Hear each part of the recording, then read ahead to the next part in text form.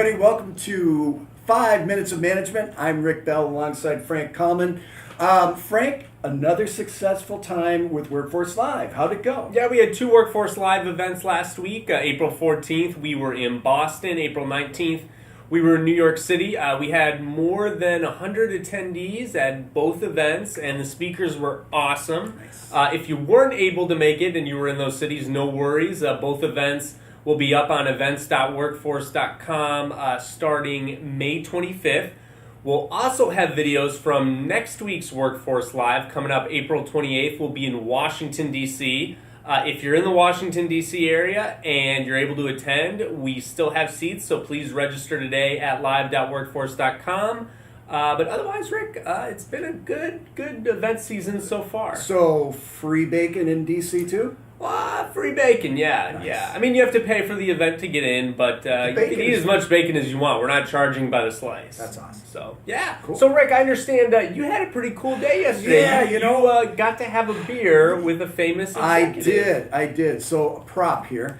I got to actually have a beer with Jim Koch, founder and brewer at Sam Adams, Boston Beer Company, Sam Adams Beer.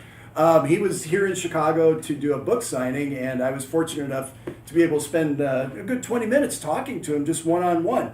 The book itself it's just a really easy read, a great read, and it has some practical business applications, as well as a little beer nerd, geeky kind of talk, and just some very cool anecdotes. And one of the first things that I talked to him about, he has a chapter in here on succession planning.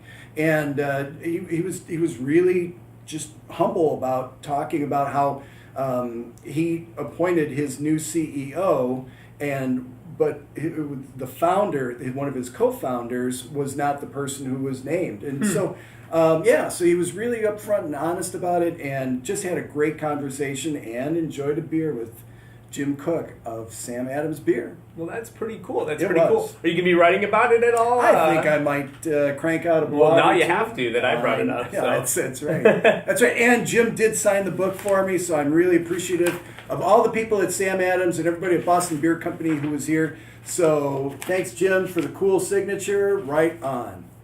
Well, I don't know how I'm going to follow that up. That's a pretty cool story. I didn't have beer talk is tough to talk. I didn't have beer with the founder of Boston Beer Company yesterday, but I do have some very boring but somewhat interesting news about Wall Street compensation, if that's any consolation. I'm all ears. U.S. regulators have proposed requiring the nation's largest banks and financial firms to hold back executives' bonus pay for 4 years, which would extend by a year the common industry practice on Wall Street with incentive payments. So, Rick, typically, Wall Street executives have to wait 3 years before they get that year's bonus. So there's a little bit of a lag, and then if there's any improper behavior associated with their actions during that time, of course, banks can claw back those bonuses after a certain period of time. What regulators are proposing now is adding a year before executives are able to collect their bonus money.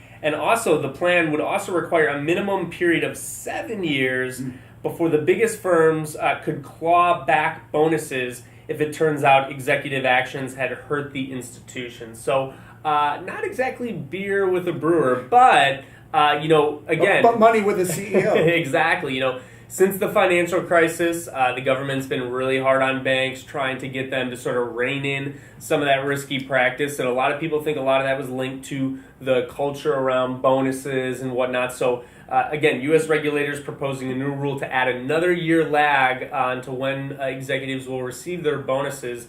We'll see if it gets through and ends up being and of course, law. and even going further back to the Enron scandal Sure. and everything around that, and just all the regulations that were put in place after that. So yeah, but I somehow get a feeling that most of these publicly traded CEOs of publicly traded companies are going to do okay.